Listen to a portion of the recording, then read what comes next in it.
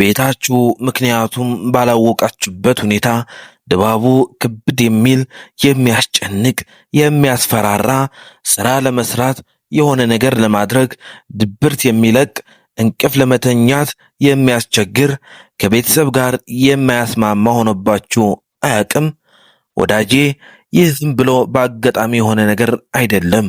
ብዙዎቻችን ሳናውቀው ቤታችን በሚገኙና መጥፎ ኢነርጂ ባላቸው በቀላሉ ልናስወግዳቸው የምንችላቸውና በማይገቡ ንብረቶች ተከበን ክፉ መንፈስ የሚገድብ ኢነርጂ ወደ ቤታችን በማሳባችን ሕይወታችን የተገደበ ለውጥ የሌለው ሰላምና ስኬት ያጣ ይሆንብናል።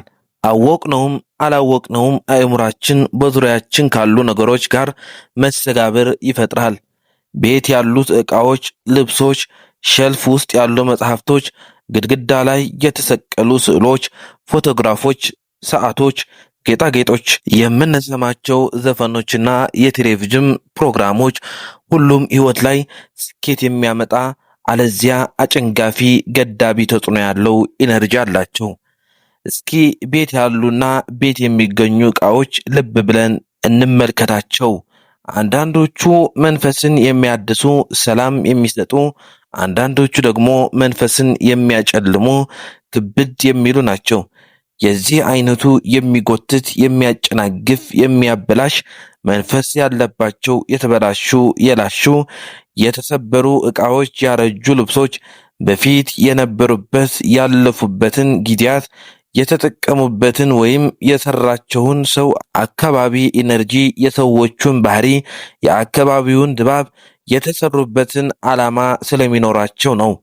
የሆነ ዕቃ ወደ ቤት ሲገባ የዚያ ዕቃ ሙሉ ያለፈ ታሪኩ አሻራና ኢነርጂው ወደ ሕይወትህ ተሸክመህ አስገባኸው ማለት ነው።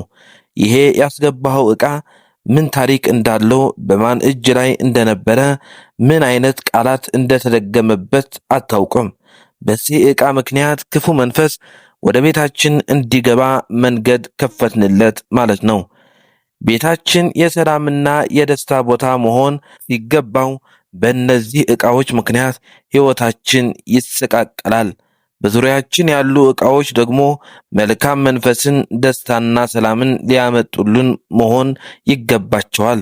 በዚህ ቪዲዮ በሕይወታችን የሚከለክሉ ነገሮች በቀላሉ እንዳይሳኩ የሚገድቡ ክፉ መንፈስን የሚስቡ ቤታችን መገኘት የሌለባቸውና ማስወገድ ያለብን 9 አይነት ዕቃዎችን አቀርብላችኋለሁ። በሕይወታችን ትልቅ ለውጥ የሚያመጣ ነውና በደንብ ተከተሉ። አንደኛ፣ የተሰበሩና የማንጠቀምባቸው ዕቃዎች። የተሰበሩ ዕቃዎች ጠረጴዛዎች፣ ወንበር፣ የኪችን ዕቃዎች፣ የተበላሹ የሞባይል ቆፎችና ኤሌክትሮኒክስ ዕቃዎች። እነዚህ ነገሮች ቤት ውስጥ መልካም ኢነርጂ እንዳይዘዋወር የሚገድቡ ናቸው። የተበላሹ፣ ያላሹ፣ የተሰበሩ ዕቃዎች የሚያዘገይ፣ የሚያጎል፣ የሚገድብ የተበላሸ ኢነርጂ ወይም መንፈስ አላቸው። አንድ ነገር ሲሰበር ከሙሉነቱ ይጎድላል። የኤነርጂ ኃይሉ ይረበሻል። የተሰራበትን ዓላማም ያጣል። ብዙዎቻችን ምንም ጉዳት የላቸውም በማለት የማይጠቅሙ ወንበርና ጠረጴዛዎች፣ የተሰበረ መስታወት፣ የኪችን ዕቃዎች፣ የተበላሹ ኤሌክትሮኒክስ ቤታችን ውስጥ አናጣም። እውነቱ ግን እነዚህ ዕቃዎች በቤቱ ላይ መጥፎ መንፈስን የሚያመጡ ናቸው። የማያገለግሉ የተሰበሩ ዕቃዎች ቤት የሚበዛበት የማትጥል ከሆነ ይሄ የሚያመለክተው ሕይወትህ ያልተረጋጋ፣ ውጥረት የበዛብህ፣ ነገን የምትፈራ፣ ሳታውቀው ለአእምሮ እየነገርከው ያለው አዲስ ዕቃ አይገባኝም፣ አዲስ ለመተካት ገንዘብ የለኝም፣ አልችልም የሚል ነው። ይሄም አዲስ ነገር ወደ ሕይወትህ፣ አዲስ ዕድል ወደ ቤትህ እንዳይመጣ የሚከለክል፣ የገንዘብ ዕድልን የሚዘጋ፣ ጤንነትን የሚያስቸግር ነው። ስለሆነም የተሰበሩና የማያገለግሉ ዕቃዎችን አሁኑኑ አስወግድ።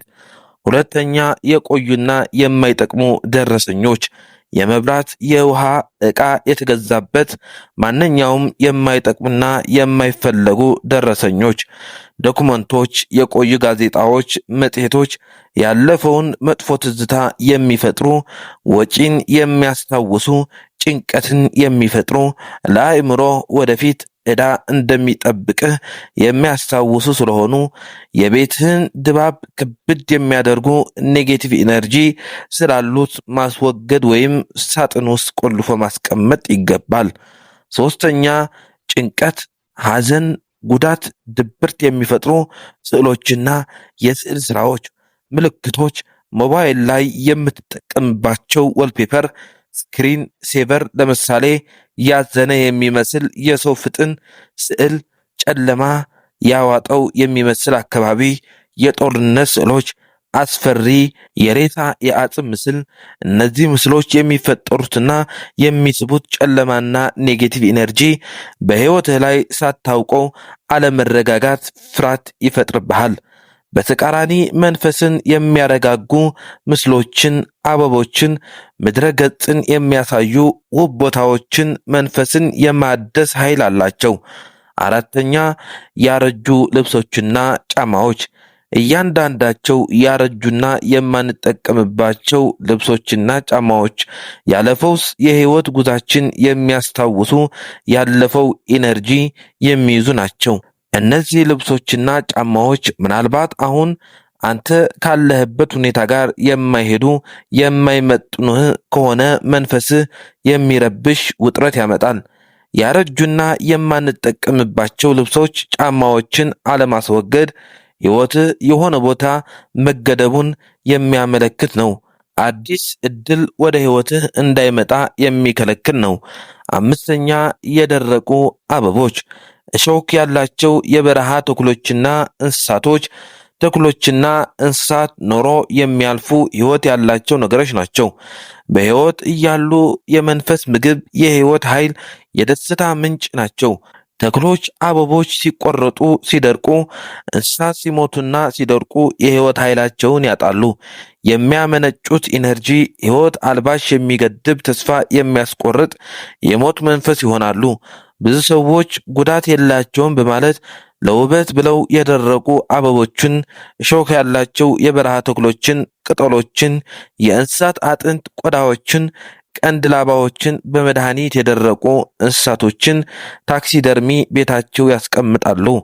እነዚህ ሁሉ ኢነርጂያቸው የሚገድብ የሕይወት አልባሽ የሞት መንፈስ ነው። የቤቱን ሕይወት ወይም ኢነርጂው ያሳጡታል። ስድስተኛ፣ የሞቱ ሰዎች ልብሶችና ዕቃዎች፣ ፎቶግራፍ፣ ጌጣጌጦች። እነዚህ የሐዘን፣ የማምጣት፣ የስቃይ ትዝታዎችን የሚይዝ ኢነርጂ አላቸው። መጥፎ ስሜት ውስጥ የሚከቱ ከሆነ መያዝ አያስፈልግም። የሞቱ ሰዎችን ማክበርና ማስታወስ አስፈላጊና የሚገባ ነገር ቢሆንም የእነሱ መጠቀሚያ የነበሩ ዕቃዎችን ለብዙ ጊዜ ይዞ መቆየት በሕይወት በነበሩ ጊዜ የነበራቸውን ሐዘን፣ ስቃይ ባህሪ በተለይ የሞቱት በከባድ ስቃይ ከሆነ ለምሳሌ የመኪና አደጋ ቢሆን የነበራቸው ስቃይና ሐዘን እድላቸው ወደ እኛ እንዲተላለፍና ወደ ሕይወታችን እንዲመጣ በማድረግ ሕይወታችን እንደሚገደብ እናደርገዋለን። ሰባተኛ፣ የማይሰራ ወይም በትክክል የማይቆጥር ሰዓት። ኤክስፐርቶች እንደሚሉት የማይሰራ ወይም በትክክል የማይቆጥር ሰዓት ሳናውቀው ውስጣችን እንዲገደብና ግራ መጋባትን የሚፈጥር መንፈስ አለው። የማይሰራ ሰዓትን ማስወገድ የመሻሻል፣ የመለወጥ፣ የማደግ መንፈስን ይጨምራል። ብዙ ሰው ቤት ውስጥ መጣል የሚገባ የማይሰራ የግድግዳ፣ የጠረጴዛ፣ የካላንደር ሰዓት አለ። ለአእምሯችን እየነገርነው ያለነው ያለፈው ይሻለኛል፣ አልቀይርም፣ አልሻሻልም የሚል የሚጎትት ኔጌቲቭ ኢነርጂ አለው መልእክቱ። የማይሰራ ሰዓት በዙሪያ ካለ አሁኑኑ አስወግድ። ስምንተኛ፣ መጥፎ ትዝታዎች የሚቀሰቅሱብህ ዕቃዎች ወይም ስጦታዎች። የልጅነት መጥፎ ትዝታ፣ ጉዳት፣ ጠባሳ፣ በፍቅር በትዳር የነበረን መጥፎ ትዝታ፣ ጉዳትን፣ መንፈስን የሚረብሹ ፎቶዎች፣ መጽሐፍቶች፣ ስጦታዎች ለክፉ መንፈስ ሕይወታችን እንዲረበሽ በር ከፋች ስለሚሆኑ ስሜትን የሚያወርዱና ቫይብሬሽንን የሚያበላሹ ዕቃዎች ዙሪያ ካሉ ማራቅ አለብህ። ዘጠነኛ፣ ከቤተሰብ ከአያት ከቅድመ አያት የሚተላለፉ የሚወረሱ ዕቃዎች። አንዴ ወደ ቤታችን ካስገባናቸው መጥፎ አጋንንታዊ መንፈስ ይዘውብን የሚመጡ ዕቃዎች አሉ።